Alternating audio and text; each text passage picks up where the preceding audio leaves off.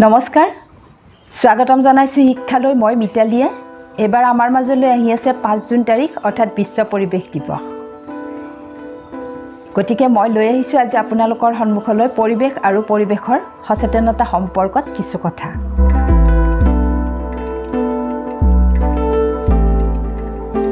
প্ৰথমবাৰৰ বাবে বিশ্ব পৰিৱেশ দিৱস পালন কৰা হৈছিল 1973 চনত আৰু তেতিয়াৰ পৰাই সমগ্ৰ বিশ্ববাসীয়ে এই দিৱসটো পালন কৰি আহিছে এই দিৱসৰ লক্ষ্য কেৱল এখন দেশক নহয় কেৱল কেইটামান সামাজিক অনুষ্ঠানক নহয় বিশ্বৰ প্ৰতিগৰাকী ব্যক্তিক পৰিৱেশ সম্পৰ্কত সজাগ কৰি তোলা সচেতন কৰি তোলা আন্তৰ্জাতিক ৰাষ্ট্ৰীয় সংগঠনে এই উদ্দেশ্য এই লক্ষ্য আগত ৰাখি প্ৰতি বছৰে বিশ্ব পৰিৱেশ দিৱসৰ এটা বিষয় প্ৰসংগ ৰাখে আৰু এইবাৰ 2021 চনৰ বিশ্ব পৰিৱেশ দিৱসৰ থিম হৈছে ইকোসিস্টেম ৰিস্টোৰেশন অৰ্থাৎ পৰিস্থিতি তন্ত্ৰৰ পুনৰুজ্জীৱন আৰু এই থিমটো হোষ্ট কৰিব এবাৰ পাকিস্তানে এটা বাসস্থানত থকা জীৱিত জীৱ আৰু অজৈৱিক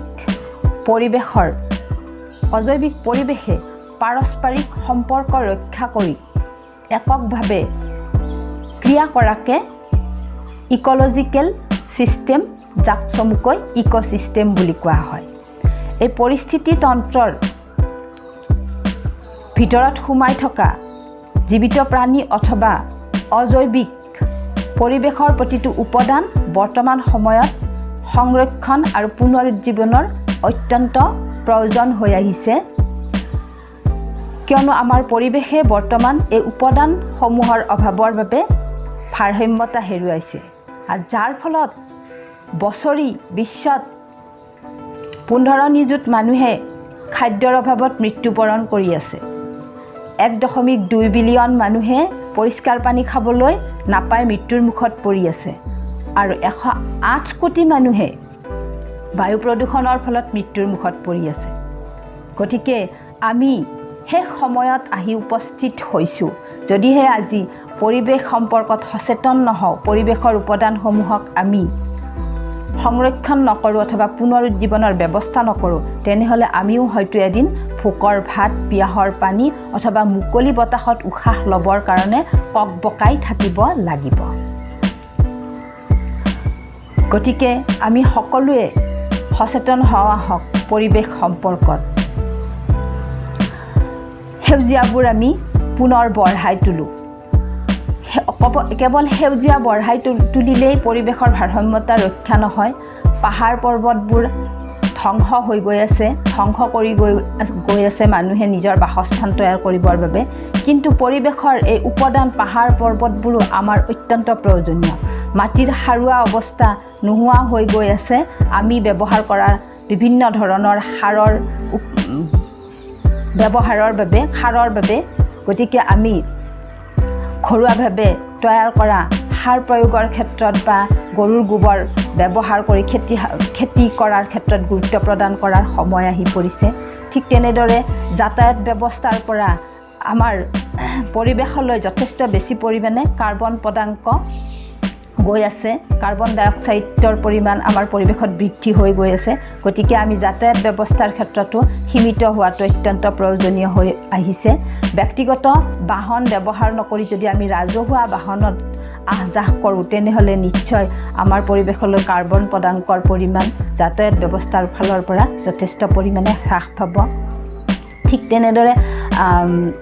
প্লাষ্টিক বৰ্জনৰ ক্ষেত্ৰত আমি গুৰুত্ব প্ৰদান ইতিমধ্যে কৰা হৈছে আৰু এইবিলাক যথেষ্ট পৰিমাণে সীমিত হৈ আহিছে সেয়া আমাৰ পৰিৱেশৰ এক যোগাত্মক প্ৰভাৱ ঠিক তেনেদৰে বিভিন্ন অনুষ্ঠান প্ৰতিষ্ঠানে আজিকালি বিভিন্ন কাৰ্যসূচী ৰাখিলে এটা বৃক্ষ ৰোপণৰ কাৰ্যসূচী ৰাখিবলৈ লৈছে যাৰ ফলত আমাৰ মাজত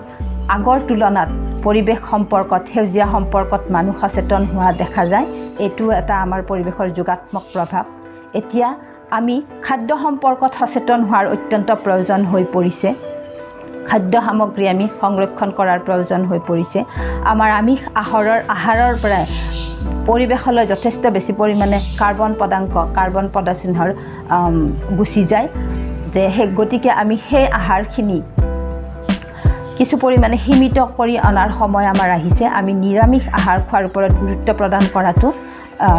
জৰুৰী হৈ পৰিছে ঠিক তেনেদৰে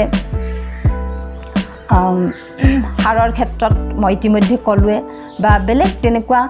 বিভিন্ন দিশৰ ক্ষেত্ৰত আমি সচেতন হ'বৰ হ'ল যেনে আমি পানী ব্যৱহাৰৰ ক্ষেত্ৰত সচেতন হ'বৰ হ'ল আমাৰ গাঁও অঞ্চলত পানীৰ এভেইলেবল অৱস্থা গতিকে আমি গাঁৱলীয়া মানুহে পানীৰ ব্যৱহাৰৰ ক্ষেত্ৰত বৰ বেছিকৈ চিন্তা নকৰোঁ মই নিজেই গাঁৱৰ ছোৱালী গতিকে মই এই বিষয়টো নিজে অনুভৱ কৰিছোঁ বাবে কৈছোঁ গতিকে আমি পানী আজিৰ বাবেহে আমাৰ ওচৰত এভেইলেবল পানী আছে কিন্তু কালিৰ বাবে আমাৰ ওচৰত পানী যথেষ্ট কম আছে কালিৰ কথাটো চিন্তা কৰিলে গতিকে পানী সংৰক্ষণৰ ক্ষেত্ৰতো আমি গুৰুত্ব প্ৰদান কৰা উচিত হৈ পৰিছে নহ'লে আমি এদিন হয়তো পিয়াহৰ পানী গিলাচৰ বাবে পকপকাই মৃত্যুৰ মুখত পৰিব লাগিব এটা কথা চিন্তা কৰি চাওকচোন আজি আপোনাৰ সন্মুখত দাইল পাচলি মাছ মাংস কণী সকলোখিনি আছে কিন্তু কালিৰ দিনটোৰ বাবে আপোনাৰ সন্মুখত একো নাই এতিয়া কথা হ'ল আজি গোটেইখিনি খাই কালিলৈ লঘোনে থাকিব নে আজিৰ খাদ্য সামগ্ৰীৰ কিছু পৰিমাণে আমি কালিলৈ সংৰক্ষণ কৰিম নিশ্চয় আমি আজিৰ খাদ্য সামগ্ৰীৰ পৰা কিছু পৰিমাণে কালিলৈ সংৰক্ষণ কৰিম আমাৰ পৃথিৱীত এতিয়া আমাৰ সমস্ত পৰিৱেশটোৰ এনেকুৱা এটা পৰিস্থিতিৰ সৃষ্টি হৈছে যে আমাৰ মাজত বৰ্তমান আছে কিন্তু যথেষ্ট সীমিত পৰিমাণৰ আছে গতিকে আমি তাক জনসংখ্যা অনুপাতে পিছলৈ যথেষ্ট বেছি নাটনিৰ সন্মুখীন হ'ম আমি মৃত্যুৰ মুখত পৰিব লগা অৱস্থা এটা পাম আহি আমি উশাহ ল'বলৈ ভয় কৰা এটা পৰিস্থিতিৰ মুখামুখি হ'ম গতিকে আজি এতিয়াই সেই সামগ্ৰীসমূহ পৰিৱেশৰ অত্যন্ত প্ৰয়োজনীয় এই উপাদানসমূহ আমি সংৰক্ষণ কৰাৰ সময় আহিল পুনৰ উজ্জীৱন কৰাৰ সময় আহিল কেৱল সেউজীয়াই নহয় জীৱ জন্তুৰ ক্ষেত্ৰতো আমি গুৰুত্ব প্ৰদান কৰাটো অত্যন্ত প্ৰয়োজন হৈ আহিছে আমাৰ পৰিৱেশত থকা প্ৰতিটো জীৱই পৰিৱেশৰ ভাৰসাম্যতা ৰক্ষাৰ ক্ষেত্ৰত যথেষ্ট পৰিমাণে প্ৰভাৱ বিস্তাৰ কৰি আহিছে গতিকে এই জীৱবিলাক আমি ধ্বংস কৰি গৈ আছোঁ মানে আমাৰ পৰিৱেশে এদিন জীৱ জীয়াই থাকিব পৰা পৰিৱেশটো নোহোৱা হৈ যাব ভৌতিক পৰিৱেশটো হয়তো ইয়াৰ পৰা হেৰাই যাব গতিকে এই সকলোবিলাক অটুট ৰাখিবৰ বাবে আজি এই মুহূৰ্তৰ পৰা আমি সংকল্পবদ্ধ হোৱা হওক যে পৰিৱেশৰ বৰ্তমান থকা উপাদানখিনি আমি সংৰক্ষণ কৰিম আৰু এই উপাদান নতুনকৈ আমি সৃষ্টি কৰাৰ ক্ষেত্ৰত গুৰুত্ব প্ৰদান কৰিম আমি প্ৰতিগৰাকী ব্যক্তিয়ে ব্যক্তিগতভাৱে এই বিষয়বিলাকত গুৰুত্ব প্ৰদান কৰিম ধন্যবাদ মই মিতালীয়ে আকৌ আহিম আপোনালোকৰ সন্মুখলৈ নতুন বিষয় লৈ যদি ভিডিঅ'টো ভাল লাগিছে তেনেহ'লে লাইক কৰি দিব কমেণ্টত জনাব আৰু আগলৈ ভিডিঅ'ৰ নটিফিকেশ্যনছবোৰ পাই থাকিবলৈ চেনেলটো ছাবস্ক্ৰাইব কৰি বেল আইকনটো দবাই দিব